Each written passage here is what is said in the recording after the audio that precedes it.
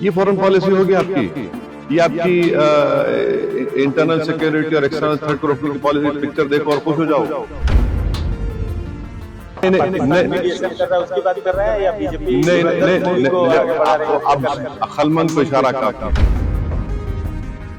अगर कल फिर से स्ट्रेट ऑफ हॉर्मुज बंद हो गया, बाबल मंदे बंद हो गया, या फिर कौन सा है स्ट्रेट ऑफ मलाका बंद हो गया, या सुएज कनाल बंद हो गया, तुम क्या करेंगे?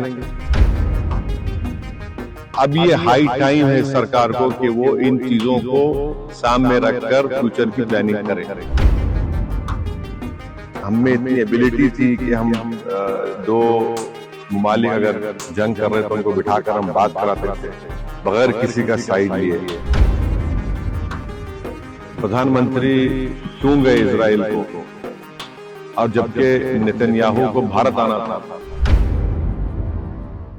सर, जो सीज फायर हुआ है ईरान और अमेरिका की सीज फायर हुआ, उसको कैसे आप देख रहे हैं? देखिए, बड़ा डेलिकेट सीज फायर हुआ है और हमारा मानना यह है कि हालिया सालों में एक तो रशिया यूक्रेन का क्राइसिस हुआ, फिर इजराइल ने 7 अक्टूबर के बाद जेनोसाइड गाजा में किया, तीसरा ये इजराइल और यूएस ने मिलकर ईरान पर हमला किया। इन तीनों को आप देखेंगे तो भारत एक ग्लोबल साउथ की एक बहुत बड़ी आवाज है, और भारत हमेशा सबसे ताल्लुकात अच्छे रखकर भी जहां पर अमन की बात आती थी वो एक तारीखी रोल हमने अदा करते आए हैं। मगर मैं फिर से इस बात को दोहरा रहा हूं कि प्रधानमंत्री का इजराइल का दौरा, उसका टाइमिंग बहुत गलत था। और चौथी बात यह है कि ये आप देख लीजिए कि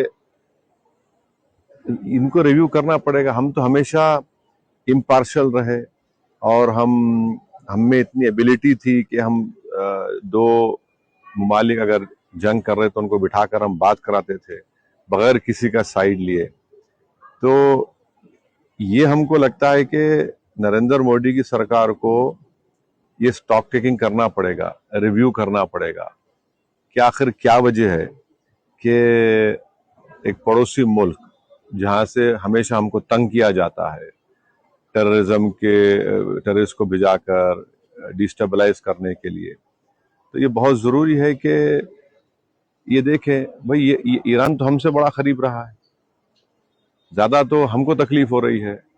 स्ट्रेट ऑफ हॉर्मुज है, वहां से नहीं आ रहे हैं, गैस नहीं आ रहा हमारे पास।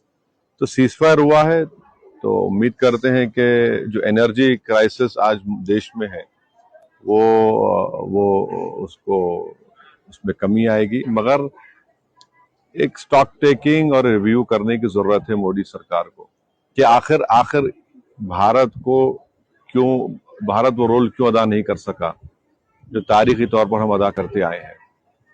और प्रधानमंत्री क्यों गए इजराइल को, और जबकि नेतन्याहू को भारत आना था।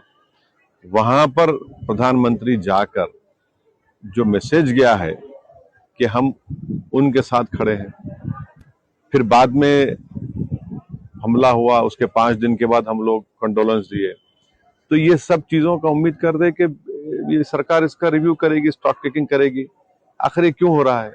देखिए, अगर आप देश को बोलेंगे कि 3 घंटे की पिक्चर देख के खुश हो जाओ तो फिर ये तो फॉरेन पॉलिसी नहीं है।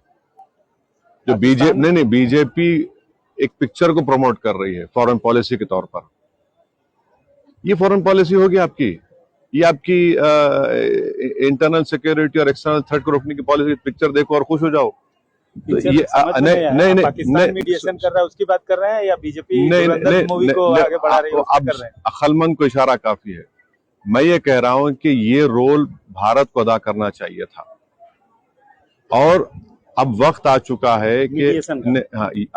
चुका है कि हम हमारे स्ट्रेटेजिक रिजर्व्स जो है, अगर आप रिजर्व्स मिला लिए ओएमसी के साथ मिलाए तो 70 दिन के हैं, मगर हमारे पास गैस के रिजर्व्स नहीं है।